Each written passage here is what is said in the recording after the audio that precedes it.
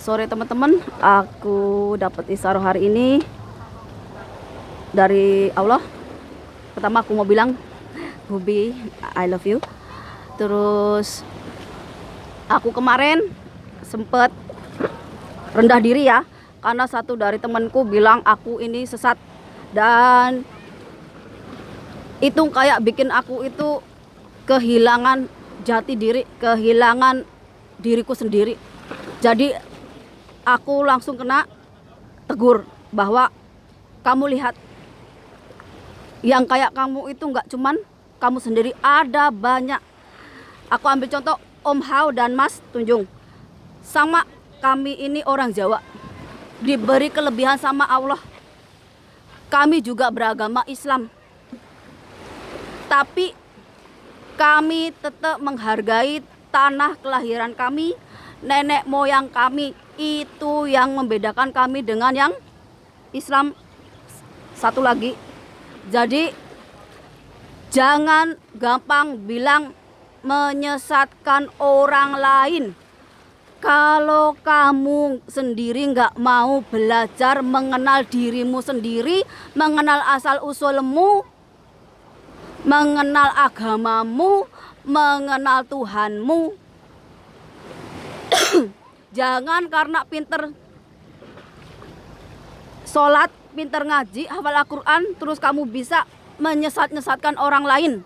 Sedangkan kamu sendiri kelakuannya masih jauh dari namanya kebenaran. Yang artinya kamu masih melakukan dosa. Udah ibaratnya LBGT dilarang, kamu masih ngelakuin. Udah tahu berkata bohong itu nggak boleh, masih melakukan. Udah tahu itu dosa, masih dilakukan. Itu yang namanya munafik. Itu yang namanya sesat. Kalian kalau mau beragama, gak kira Hindu, Kristen, Buddha, Katolik, berkeyakinan, jangan hanya di mulut, tapi juga dari dalam diri. Dengan apa? Dengan perbuatan kita itu. Semua orang punya dosa, punya salah, tapi coba kita memperbaikinya. Agar apa? Agar Tuhan itu juga mau memberi rahmatnya, memberi hidayahnya, memberi kelebihan. Setiap manusia itu punya kelebihan sendiri-sendiri, beda-beda. Saya, Mas Tunjung, Om Hao, dan yang lainnya punya karakter, punya keilmuan, punya kelebihan sendiri-sendiri. Dan itu berguna untuk orang lain. Yang sama apa? Kita sama-sama bersujud hanya kepada Allah, nggak menduakan Allah. Kalau kita melakukan hal yang di luar itu niat kita bukan menyembah selain Allah, tapi kita menghormati. Ibaratnya kita menghargai leluhur-leluhur yang udah nggak ada. Tanpa leluhur yang beragama Hindu, Buddha, Kristen, Katolik, dan sebagainya, NKRI Indonesia itu nggak bakalan ada. Nyawa mereka taruhannya. Jadi jangan karena agama seenak jidatnya. Tanpa nyawa mereka kalian itu nggak ada sekarang. NKRI belum terbentuk. Dan lagi, karena masuknya goro-goro atau kerusuhan, Rempang, Papua, Aceh, mereka nanti akan bergolak. Gak cuman itu, daerah-daerah lain juga akan bergolak. Kenapa? Karena Indonesia dulu itu dari negara kerajaan-kerajaan kecil, yang rajanya itu masih ada sekarang. Namanya rakyat itu akan patuh sama rajanya, dan rajanya itu akan mengayomi rakyatnya. Apalagi dimasuki dari asing ataupun dapat duit, diiming-imingi duit untuk melepaskan diri, pasti makin menjadi. Kenapa saya bilang itu? Karena Aceh, GAM, Gerakan Aceh Merdeka, itu udah mulai bermunculan. Udah banyak bendera-bendera seperti ISIS itu udah mereka pasang menggantikan bendera merah putih. Ini udah bagian dari takdir. Kenapa? Karena kalian sendiri yang bikin. Ketika demokrasi, ketika presiden kalian dikasih kesempatan bukan memakmurkan rakyatnya sama rata, malah kalian numpuk harta untuk apa? Untuk kepentingan politik. Yang jadi pejabat juga orang-orang politik yang bayar upeti ke partai politik. Nanti kalau udah jadi nih, udah lupa sama rakyatnya, udah berlomba apa?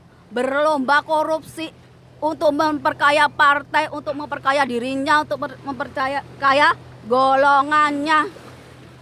Kalau mau musim pemilu kayak gini, iya, kalian dijanjikan manis-manis semua untuk rakyat.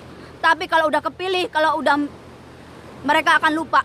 Mereka akan berlomba-lomba tuh ngeruk harta kekayaan alam. Rakyatnya dikasih apa? Sembako, uang 200-300 ribu biar adem ayem. Itu bedanya. Ada presiden tapi kekuasaannya tetap ada di partai politik. Jadi kayak kasus Panji Gumilang, Ahok pun dia nggak bisa bantu. Kenapa? Karena dia nggak punya kekuasaan. Kekuasaannya di partai. Kalau dia mau macam-macam, rusuh. Ini yang rusak sistemnya di Indonesia. Nggak kira presiden siapa, memang sudah rusak sistemnya. Dan lagi buat yang bilang kiamat masih jauh, ustadz ulamanya, aku bilang lebih baik kalian itu berpikir besok mati atau kiamat besok atau hari ini. Biar apa? Biar kalian tuh ingat sama Tuhan, mau memperbaiki diri. Bukan yang nggak mau ingat mati, nggak mau ingat kiamat, tahu-tahu lagi berbuat dosa mati. Belum tobat udah mati duluan. Itu kenapa kalian suka bikin kerusakan di dunia ini, bikin ya nggak baik. Karena apa? Karena kalian berpikir matinya masih lama. Tahu-tahu pas berbuat dosa mati. Kok saya tahu? Saya belajar dari kehidupan ini. Belajar dari pengalaman ini. Karena apa? Karena aku menerima takdirku. Ketika Allah itu nyuruh aku milih mau jadi rakyat biasa, mau jadi ratu atau pemimpin, atau mau jadi ulama. Kalau jadi rakyat biasa, jiwaku ketika melihat ketidakadilan, ketika melihat angkara murka, jiwaku berontak, jiwaku nggak terima. Kalau aku jadi ulama, aku bukan ahli ibadah, aku bukan ahli agama Islam, Kristen, Katolik, enggak. Kalau pemimpin atau sebagai ratu ataupun sebagai apapun, itu lebih sesuai dengan jiwaku. Karena apa? Karena aku tahu Tuhan itu udah menyiapkan segalanya untukku. Termasuk orang-orang yang setia, yang sama Tuhan udah di guidance, yang udah diberi kelebihan, yang akan mendukungku. Ibaratnya dalam susah dan senang. Kenapa? Karena aku mewarisi dari leluhurku. Entah itu Geni atau Sabda Pandita Ratu, itu aku juga dikasih sama Allah. Karena apa? Karena leluhurku. Leluhurku mewariskan itu sama saya. Untuk apa? Ibaratnya apa yang aku ucapkan itu bisa jadi nyata ketika yang aku ucapkan itu kebaikan.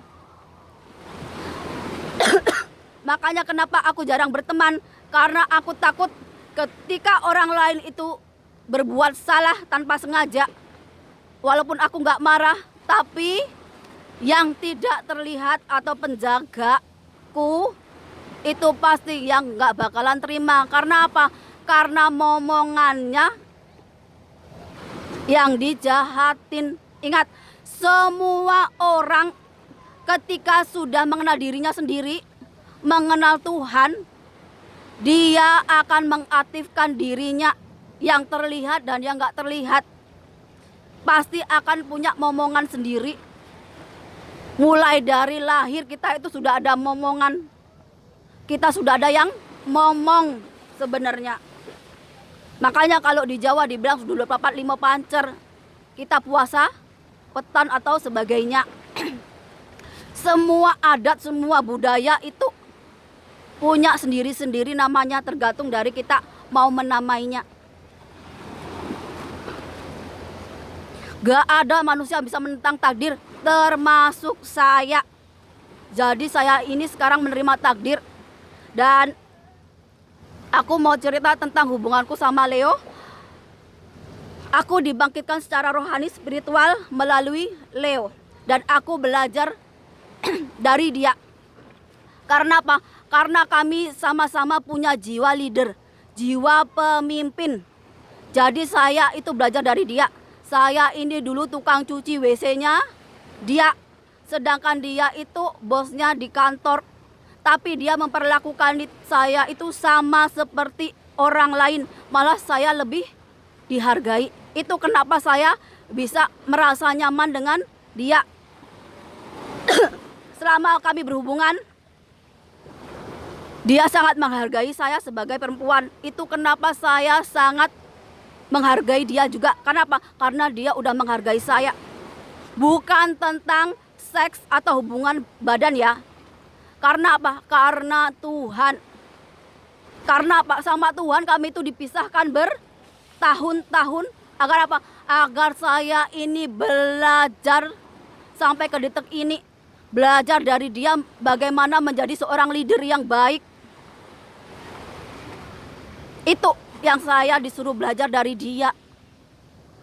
Belajar dari nenek moyang mereka.